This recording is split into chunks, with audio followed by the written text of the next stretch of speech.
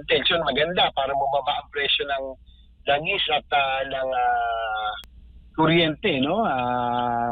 Hahayaan ng mga pribadong kumpanya, mga oil industries na sila na ang magdikta, sila na magpangasiwa, magpalakad ng lahat basta pagdating sa oil industry sa power sector. Senator, kumusta po at may pahayag po kayo kamakailan. Ito pong sinasabi po ninyong magkaroon ng unbundling ng presyohan ng mga produktong petrolyo. Ano ho bang ibig sabihin po nito para sa ating mga kababayan? Well, kasi ngayong panahon ng krisis, nagkakaroon po ng duda, no, sa mga oil companies dahil tumaas na nga po yung presyo ng petrolyo. Sinasabi bakit sobrang taas. Pag magtataas, ang bilis ng pagtaas, pero pag magbaba, napakakonti, no, kakatiting, no, hindi maramdaman.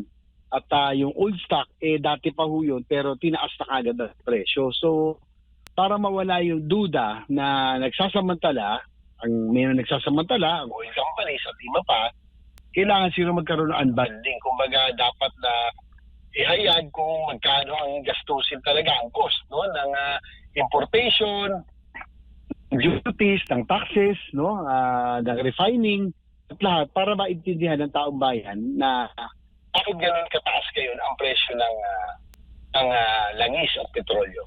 Opo, baga sa madaling salita, Senator, hindi po naging transparent yung singilan nitong mga oil companies? Gano'n na nga po kasi may oil deregulation law tayo, walang karapatan ng gobyerno, no?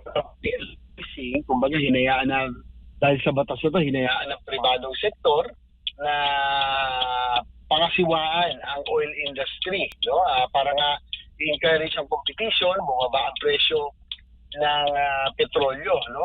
Yan po ang pangako ng oil deregulation law para di EPIRA na encourage ang competition, mag-privatize para bumaba ang presyo ng kuryente. Pero ang hindi nangyari sa dalawang batas na ito, ang pagbaba ng presyo ng kuryente at ng petrolyo. So, para mawala nga yung duda nga, mas maganda na ipakita nila na oil companies kung magkano talaga yung cost nila sa importation. Ang maintindihan, lalo ngayon may krisis, tumaas talaga ang presyo ng petrolyo on worldwide market, kailangan maintindihan ng taong bayan din bakit ganun kataas ang sinisigil.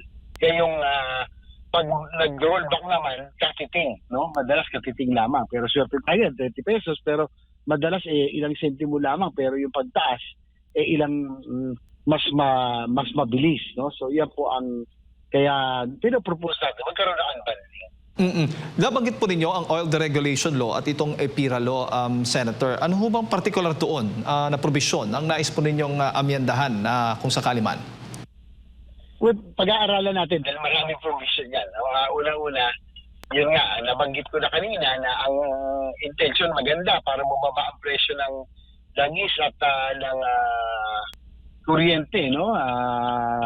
Hahayaan ng mga pribadong kumpanya, mga oil industries na sila na ang magdikta, sila na magpangasiwa, magpalakad ng lahat basta pagdating sa oil industry sa power sector. Ang nangyari po, halimbawa sa EPIRA, na-privatize at napocor power plants. Noon, lahat ng government-controlled power plants ay privado na ngayon. Dapat may competition, pero ang nangyari po, hindi naman bumaba ang presyo ng kuryente. At ganoon din po sa oil deregulation law, monitoring na po ang gobyerno, wala na po talagang kapangyarihan para kontrolin ang presyo. Kaya lang hindi naman bumaba ang presyo ng crudo, no? Kahit na mayroon pong sinasabing competition. Bago po dumating itong tensyon sa Middle East, Senator, nakikita ho ba ninyo naging epektibo po ang oil deregulation law sa mga nakalipas pong panahon? Meron namang pros and cons yan, no?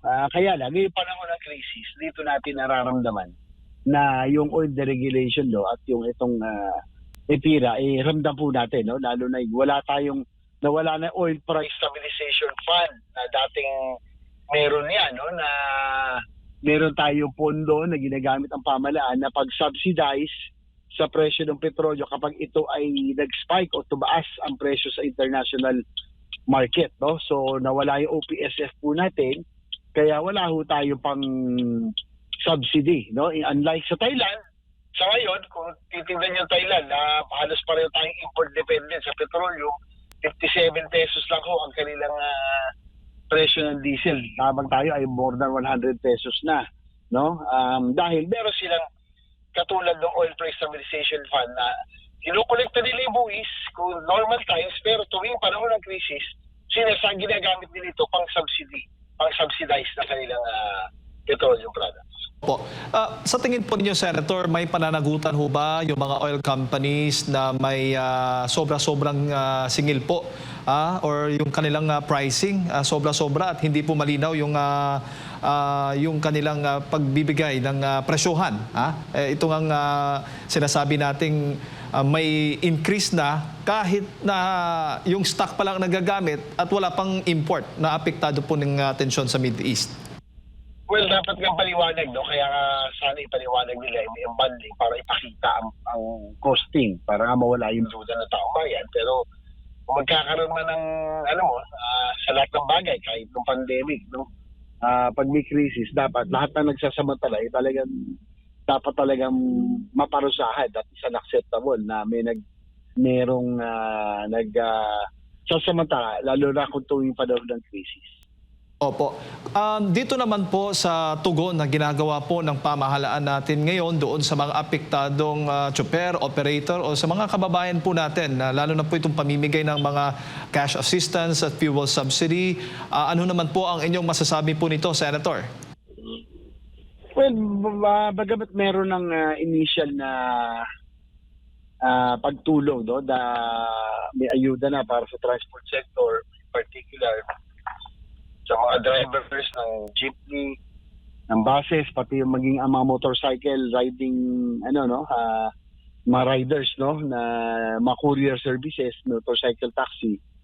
Kaya lang, ang sa akin, kung halimbawa ay sususpindihin ang excise taxes, dapat magbenepisyo po ng pagbaba ng petrolyo ang transport sector at ang mga industriya. Nang sa ganoon, dapat ang target natin industry sa transport sector ay tuloy-tuloy na